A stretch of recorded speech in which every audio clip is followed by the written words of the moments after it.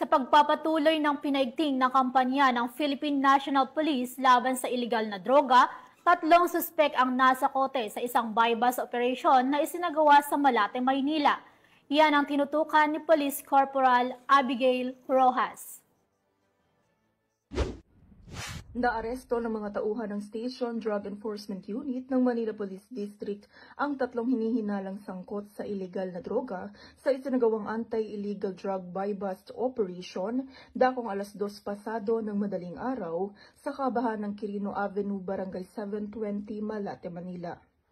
Kinilala ang mga nahuling suspect na sina alias Getget, 29 na anyos, alias Popoy, 45 anyos at alias Mojako, 27 anyos na pawang mga taga-Maynila. Nasamsam mula sa mga suspect ang 4 na pakete ng hinihinalang shabu na may tinatayang timbang na 12 gramo at may malaking halaga. Kasama din sa nasabat ang mga perang ginamit na buy-bust money.